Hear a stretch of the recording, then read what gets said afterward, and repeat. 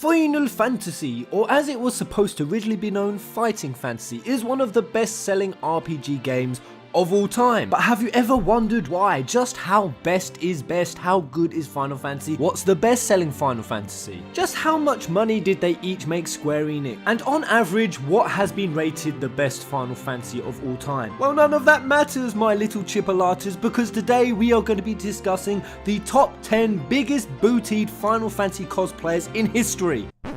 Okay, we'll talk about the other thing. So buckle up, guys, you're gonna need a seatbelt. Let's do it. Let's go. So I'm doing this video in light of a really well done, phenomenally done infographic by Riser TV. So full credit to them. Link in the description, Renio, because this is so well compiled. And they do say this took them a long time to pull it together, and I can believe them. So this was done just a week ago, and look at it. Look at the depth and the detail. We're going to break this down, but before we get into that, let's look at where Final Fantasy stands as a whole. So the series has sold a whopping 123.6 million units, and that has grossed Square Enix more than $20 billion as of 2016. Good googly moogly. If Square Enix had kept every single penny that Final Fantasy has earned them in net profit, they could have bought out Pick. Who the hell's Pick, you ask? Well, let me tell you, Pick, they're worth 18.3 billion, okay? But Forbes ranks them 180 on the world's biggest public company, and that's their net market value. That's pretty crazy. But we all know that video games is big business, so where does this place against all the other video games in the world? Well, it places at a very healthy number 10. It's up there. Thank God we are still in the number 10, and we're not just clinging on by a margin. These figures of 123.6 have not yet tallied Final Fantasy 15, and if we take those into account, if Square Enix do make their 10 million sales mark, that's their target, that's their goal, and with nearly 5 million Final Fantasy 15 copies shipping in under 24 hours, I think it has a real shot of meeting its target. And if it does, Tetris, you can kiss your spot of number 9 goodbye. Get wrecked, Tetris. Get wrecked! Okay, I realise that if Final Fantasy 15 does sell, that FF will only be at 133.6, but let me have this. I just really wanted to say get wrecked, Tetris. But getting on to this really well put together infographic, this is the front page. Not quite sure why Varn is sniffing his finger here, but with Yuna looking a bit violated and perturbed, something definitely went down, and I don't think Tidus would be best pleased. Next we have release dates, and even just the way this is formatted and put together, look, let's go through the ages, back from 1988, back when Final Fantasy was on its 2D sprites, and they only took 1 to 2 years, and as you see this chart slowly slide up, you'll see the development times gradually get longer and longer. And is that not a sign of the times today? It's definitely getting difficult to push out games. And then we get to FF7, that took around 3 years. FF8 didn't take too long. 9, 10, 11, keeps sliding up. 12, I'm very surprised about this. This seems to have taken nearly 6 years. So I didn't even know that. Then FF13, similar kind of story, 6 years. And we know the story with FF15. Look at the size of that. Look at it. Look at it! Next we have all the original sprites of the main characters from their respective games. For any of them if you don't know, look at little Shantoto there. Evil bitch. Then we have some dope models of them, predominantly Dissidia-esque ones. The Noctis one is surprisingly Versus 13. I don't know why that's the only one that's not updated, but there we go. This infographic is only a week old, so this is all new. This does have 15 in it. This even has news on it. I'll quickly swap to this. Some news sections on here. It has the Aria Grande news. It has everything with Lightning being the first virtual character to be endorsed by a luxury brand. Cloud and Tifa may have hooked up in Final Fantasy VII. And I don't understand the refute here anyway. It does say in the Ultimania that Cloud and Tifa do hook up later in life, so... But basically, it is fresh. This infographic is as fresh as you can get. All the figures are as fresh as you can get. It is so fresh, it is still raw and wriggling. Boom, here is the big numbers. So on the left, we have gross revenue, and on the right, we have game sales. And I'm going to quickly break down the game sales first. This here is just the Final Fantasy 15 mainline series 1 to 15, but it does also include their sequels retrospectively. That's why this number's only at 87 million units. It's none of of the offshoot games. FF15 isn't tallied yet, so here we have it. We have, just looking at a single Final Fantasy that isn't an MMO, at 11.86 mil game sales, FF7 is the current front runner, but if we include 10.2, and I do also believe these figures quote the HD remaster, 14.8 million. Look at FF10 smashing the granny out of the sales, but the one that I'm really curious about, so besides how also well FF13 did, that also got to about 12 million, but of course that is a trilogy of games as well, so perhaps some will see that as not so good. FF13 did sell 7 million, and considering we have to factor in that of course some of those games have been out for 20 years or have had 20 years longer shelf life, FF13 sold around about the same as FF7 in its first year. FF7 got about 7.5 mil and FF13 got 7 mil, so you have to bear that in mind when you're looking at these figures. I say that because a lot of people try to use game sales to say which Final Fantasy is the best, and I don't really want to use these figures to do that. I just want to show these figures, not to turn it into a competition, because it's really not fair when a game has had an extra 15 to 20 years of shelf life, if you get what I mean. But the one that blows my mind and made me sit up in my seat was Final Fantasy XI. It only had 2.13 million sales. It was the second lowest selling Final Fantasy since FF2 at 1.73 million. Now you might be thinking, why is that interesting, Peasant? It's FF11, it's an MMO. 2.13 million sales on an MMO is actually pretty good. And it certainly is, because we go over to gross revenue now, get the full picture. Look at how much Final Fantasy XI made Square Enix in gross revenue, in pure hard profit. 1.64 billion dollars. So FF11 is the second worst selling mainline title game, but it's the second most profitable in the entire mainline franchise, in the entire franchise as a whole. And then we look at the top, FF10, it's the top dog at $1.72 billion. Again, that is including Final Fantasy X and 10.2. Then in third place we have FF7 at 1.23 billion and FF13 at 1.13 billion, and this is profit, this is gross revenue. And that's the interesting thing about gross revenue. Of course you only make profit, those figures only come after the development costs. So the development costs, that's what they've had to overcome, and that kind of might make sense as to why FF11 has done so well. Square Enix must have really got their numbers right, because Final Fantasy XI, it got them 1.64 billion, but it only cost them 17 to 25 million US dollars to develop. They turned 25 million US dollars into 1.64 billion.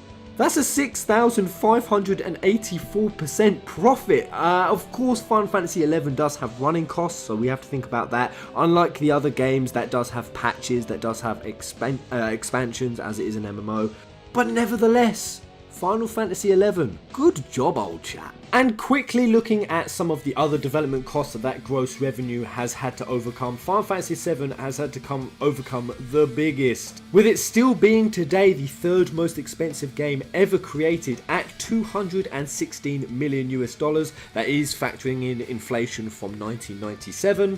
That game was ridiculously expensive, and 100 million US dollars of that was actually on marketing. That's what made Final Fantasy VII so ridiculously expensive. And that kind of might be why it's holding that spot, because if we look at some of the other most expensive games ever made and what other FFs have had to overcome very expensive development cycles. Next up in second place we have FF13, which cost 73 million US dollars, and that's the 25th most expensive game ever made. But they don't actually include on this Wikipedia page the marketing costs, because they don't know even now the marketing costs of FF13, so they haven't included them. Although it would be lovely to think that FF13 got all of its marketing free, it was on the house.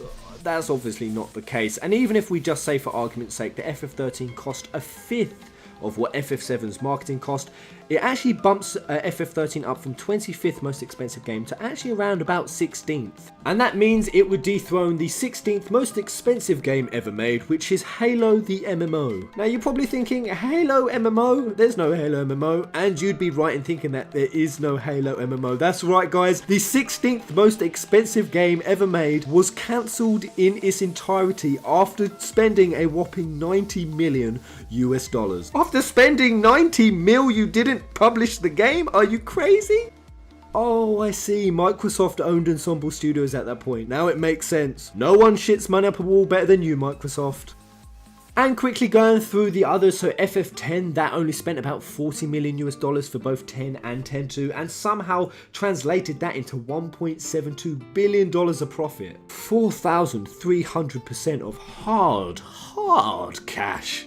Dollar, squids, mahula, nika, shekels, gil, $1.53 billion of profit almost. And with that, the money that Final Fantasy X on its very own earned Square Enix, they could buy 15,000 life-size replicas of a T-Rex skeleton, 179 real T-Rex skeleton, 150 million clip-in man buns, 503 300 blah, blah, blah, Rice Krispie treats, 8,379,888 Han Solo jackets, 5,414 bottles of Cheval Blanc 1947, aka the most expensive wine ever sold today. You probably think I'm done, but I'm not. 3,000 trips to Mars, 375 million slices of artisanal toast, Ignis's recipe not included, 21,428,571 selfie toasters to toast that toast. You could buy the Baltimore Ravens, you could buy 9 private islands, 25 balloon dog sculptures. God damn, how fucking expensive are those balloon dog sculptures? Shit, they sold at auction for 54.8 million. 33 Stradivarius violas. I swear this is all real. You could run St. Jude's Children's Research Hospital for 2 years and 20 days. You could sponsor the creation of 15 million coats that converts into sleeping bags for the homeless. Those are some of the good things you can do. Or you could just make 25 seasons of Game of Thrones. Help spay or neuter approximately 7.5 million puppies. It's getting dark as fuck now, guys. You could even give away 1.5 billion soft serve cones off the McDonald's dollar menu to 1.5 billion ungrateful little shits. Moving swiftly on, because I could honestly do this all day. Finally, this is the one that I'm really interested in. The hours played and the game rating. And I must say, this is actually what I expected. I'm not surprised by any of these results whatsoever. So these are all tallied if we start on the game rating side across thousands of ratings that the fans have given these games over the many years. And the top dog is Final Fantasy VI. The official consensus is that is the best rated Final Fantasy at 4.62. Final Fantasy VI is definitely one that I can say deserves one of the highest scores. I personally don't place it even in my top 5. I love the game. It does make my top 10, but not even my top 5. But I can definitely agree with that. Final Fantasy VI is just all round such a solid game, with Final Fantasy VII and 9 coming in next, and they're very neck and neck, around about 4.48 and 4.41. Both very good games, both the classic games of the 90s era. I definitely think that FF8 deserves a higher score than the 4.17. I think that was equally as good as 7 and 9 in my personal opinion. But again, this is the gamers' ratings, the fans, so my opinion doesn't mean shit. And the really interesting one is, you can see, we all know that FF14 was really bad when it came out, but I didn't know it was this bad. Look how low that dip is. That was FF14 originally. It was 2.8 out of 5 before it got its overhaul, which bumped it up to a very healthy 4.21. That aside, the least popular Final Fantasy is FF2 at 3.38. You can really see FF13 struggling to hold its ground. Love the pants off the trilogy, but you can see that Marmite effect, how it split the fan base, and it's sat there at 3.85. And just as I promised, this infographic is so modern, we have it. FF15 sits there at 4.07. And now the fact this game hasn't been out even a year yet, that could still wildly change. That could get worse, that could get better. FF13, for example, in its first 6 months out, the scores were actually very good, and it was after 6 months that they started to dip. So over the period of a year, a game's score can really change. Unlike, say, FF7, that's been out 20 years, that shit ain't changing, that is staying there. And flipping over finally to hours played. FF12 dominates the field in both main story and completionist. So 161 hours for a completionist, 58 for the main story. FF12 is by quite a healthy margin the longest Final Fantasy to play.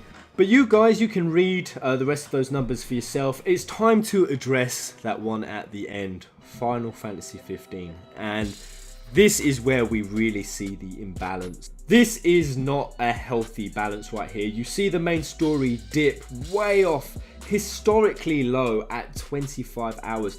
Lower than it's ever been in 26 years. Now, I'm not going to harp on that at all because, I mean, we know the deal. We all know it was short. We've all expressed that that was an issue, that they cut too much of the main storyline out. And I don't think there's any need to get angry yet, considering they're going to be introducing new DLCs and cutscenes. I know I sound like a broken record saying it, but they're bringing those out for free. And you can't really get fairer than that, considering all the issues and how Tabitha had his back against the wall. But the one thing that I would say is when we still look at the completionist of FF15, 83.5 hours. And this is what I was talking about, guys. I was saying in one of my previous videos that when Square Enix knew they were so close to the deadline and they only had 3 years to develop this game, more or less from scratch, did they really need to be adding so much optional content? I mean, dungeons like Pitios that took me 4 hours because I'm shit, but all the quests and all the dungeons and all the things to go off and explore, did it really need that much? I would say yes, it's good that was all in that if they do plan on making a really strong DLC games, because 83.5 hours, that is a healthy amount of side quest and exploring to do. And that would serve as a really good groundwork. The fact that that much groundwork is in for them now to come in with really strong DLC and story patches. Again, it's like I said, the skeleton is beautiful, the skeleton is strong, but it is a skeleton and it just needs meat to the bones. But you can really see now, guys, what I was saying about Final Fantasy 15 when reviews were coming out in a day or two. I mean, literally within 24 and 36 hours of the game coming out, I was saying the difference in experience for a minimalist and a completionist in Final Fantasy 15 is going to be so wildly and vastly different. I mean, look at the numbers. Look at the difference between what a minimalist would play and a completionist, and you can see how that would really affect the score. So that's it, guys. That's the whole lot. Then it shows the evolution of the Chocobo. It shows some other really cool stuff like the notable creators, Sakaguchi, Nomura, Amano, Uematsu, Kitase, Aito, all of that. There's also this really interesting section here where they say, they reference that quote back in the day. Remember when Square Enix said that we would never get an FF7 remake until another Final Fantasy sold better? Now this simply points out that of course that's not true, because the remake trailer got announced before 15 even came out. But it is curious, isn't it, guys, that even if they hadn't announced the remake, considering that FF15 is set to surpass FF7's first year sales by quite a margin, they would have actually had to have done the FF7 remake. We would have been able to have held them accountable to that quote, and they would have actually had to have done it. So it's really possible that if FF7 remake hadn't already been announced, the FF15 would have been the game that actually brought us the remake. That's pretty cool. Thanks for watching. I hope you found that really interesting. I certainly did, and I wanted to share it with you. And at this point, I'm going to use the end of this video just to be a soppy bugger and just say I am proud, damn proud of this franchise when I look at these figures, where it's come over the years, and really just reflect back over 30 years of Final Fantasy. Really looking forward to the anniversary.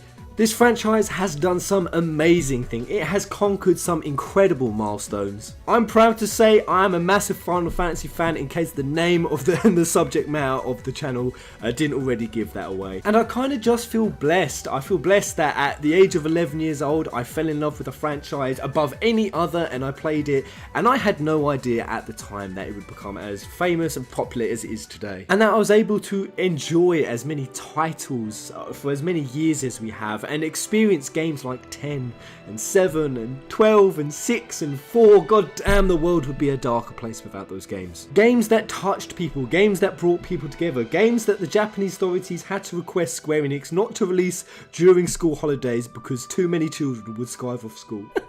That's actually a fact on here. And really, although it might not seem it at times because of some of the trolls and the vocal minority, and they are a minority, but when you put those aside and you look at this fan base as a whole, if this channel and being a fan of this franchise for 15 years has taught me anything, is we do have an amazing fan base, guys. It is a unique fan base. It is unique. There's no other fan base quite like the Final Fantasy fan base, and I love it. So much love to you guys. Oh god damn, I just realised I nearly lost my man card then. Top 10 biggest booty cosplayers. That is the next video. That's happening. It's happening.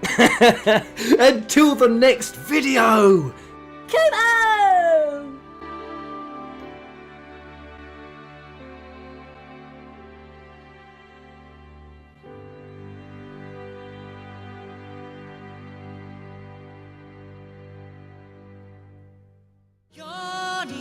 「聞かせてただ一つのその名前を終わりまであなたといたい」「それ以外確かな思いがないここで」